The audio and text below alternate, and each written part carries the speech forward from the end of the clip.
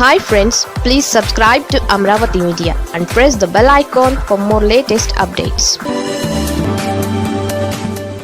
జగన్ దెబ్బకు దిగొచ్చిన కూటమి సర్కార్.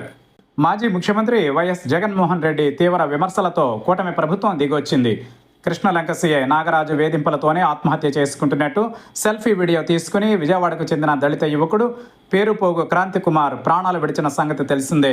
ఈ నేపథ్యంలో మాజీ ముఖ్యమంత్రి వైఎస్ జగన్ ఇటీవల క్రాంతి కుమార్ ఇంటికి వెళ్లారు. తల్లిదండ్రులతో పాటు క్రాంతి భార్య పిల్లల్ని ఆయన పరామర్శించి ఓదార్చారు. అసలేం జరిగిందో అడిగి తెలుసుకున్నారు.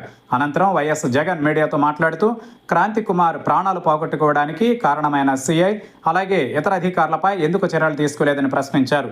అలాగే వైసీపీ నేతలతో పాటు ఇతర ప్రజా సంఘాలు, వివిధ రాజకీయ పార్టీల నాయకులు క్రాంతి కుమార్ ఇంటికి వెళ్లి పరామర్శించారు. కేసు నమోదుకు అన్ని వైపుల నుంచి ఒత్తిడి పెరిగింది. దీంతో ఎట్టకేలకు ప్రభుత్వం దిగొచ్చింది. ఆత్మహత్యకు ప్రేరేపించడం, ఎస్సీ ఎస్టీ అట్రాసిటీ చట్టం కింద అదనంగా సెక్షన్లను నాగరాజుపై నమోదు చేశారు. విజయవాడ నార్త్ ఏసీపీ సత్యానంద సమగ్ర దర్యాప్తు జరిపి నివేదిక సమర్పించడంతో క్రాంతి కుమార్ కేసులో పురోగతి కనిపించింది.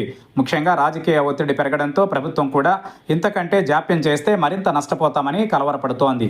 ఈ నేపథ్యంలో కేసును దర్యాప్తు చేసేందుకు పోలీసులు క్రాంతి కుమార్ మొబైల్ ఫోన్ను స్వాధీనం చేసుకుని ఫోరెన్సిక్ ల్యాబ్కు పంపించారు. సాయికృష్ణ లాకప్ డెత్ కేసుతో పాటు దళిత యువకుడి ఆత్మహత్య ఘటనలోనూ సస్పెండ్ అయిన సీఐ పేకల్లో తిరుక్కున్నట్టే అని పోలీసు అధికారులు చెబుతున్నారు. ఇప్పటికే సాయికృష్ణ కేసులో నాగరాజు రిమాండ్లో ఉన్న సంగతి తెలిసిందే. తమ ఒత్తిడి వల్లే క్రాంతి కుమార్ ఆత్మహత్య ఘటనలో ఎస్సీ ఎస్టీ అట్రాసిటీతో పాటు ఇతర సెక్షన్లతో కేసు నమోదు చేశారని వైసీపీ నాయకులు అంటున్నారు.